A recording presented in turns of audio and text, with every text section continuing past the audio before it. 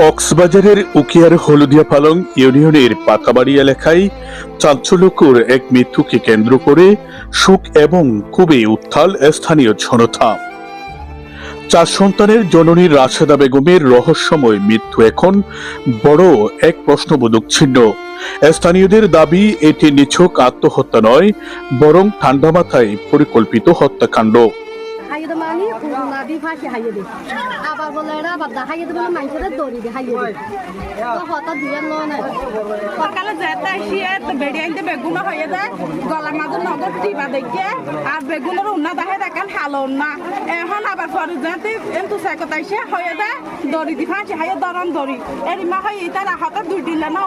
ইতারা সত্যি হতা এখনো নহর অনারা হাতে বিচার চাই ইতারা সত্যি হতা বাইর করে অনারা হাসে কেন আবদার পাই বাইরে ফুল ফদি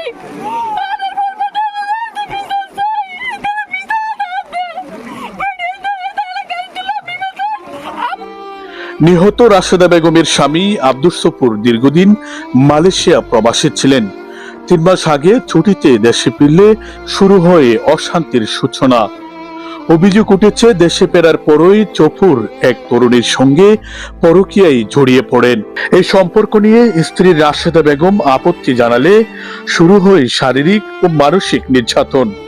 গত রবিবার 23 সেপ্টেম্বর সকাল 7টায় রাশেদা বেগমকে মধ্যযুগীয় কায়দায় বেধড়ক মারধরের পর অজ্ঞান অবস্থায় ফাঁসিতে ঝুলিয়ে আত্মহত্যার নাটক সাজানো হয়। তবে প্রশ্ন থেকে যায়, রাশেদা বেগমকে চিকিৎসার জন্য নেওয়া হলেও কেন পরিবারের কাউকে জানানো হয়নি? কেন এতটা গোপনীয়তা ছিল? আরে হেল্লা গর গাইতে আমাদের মা বইটা বিয়া সানা গলা দিয়ে তারে আরে হেল্লা নিজাত গবন যাবি কিনা আবার না 3টা 4 বাবুয়া এবার ডর গাই বা মাইজাওয়া কই যা করন নুয়াঙ্গে 12 থাই যা গই গর থাইতে তার বনের মারে মাইদর করে আই এসারি না আর হইয়ার হবন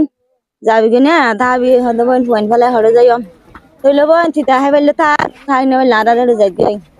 আর হই আর মাইছে সোমবারে মায়ের মধ্যে এবার মাইতে গিয়ে মাইতে যায় মা এখন দাঁতের হয় নিয়ম বই ওর বলে হদেন ও নিজে হাইলে নার পাওয়া যাবে ওই তুমি জগে হদে এন হয়ে বুসিটা আইবেন রেতা মারি ফাঁসি দি টাকিয়ে আর নহয় বলে তো হাসি টাক নিয়ে আর বোনরে আর হন মাসিল না আর হন মাসিল না ফাঁসি দি তো করিবা না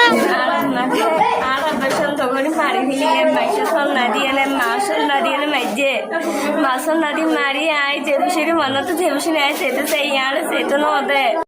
এটা যাই না বকুন মানে ফাঁসি হাইয়ে হয়ে না হাইতে গলাম মানে হাইতে হাইতে রাগি হলে ফাঁসি হাইয়ে হতে হাত হতে গিয়া বুঝি হতাতি হতে সব এদিকে হয়ে বকুনে এদিকে হয় না আর বকুন মানা বিদ্যুরা মানে কি তোমার খেয়ে মানুষ হয় বকুন বাপসা বিয়ে বিশুতি হয়ে হাইতে আর বাপ না চাই হাইতে আর মা চাইতে হাইতে মারে ধরে পরে যাই রে ঝগড়া ফাতি করে বইনে আরে ফোন দে গত 4 দিন ফোন করি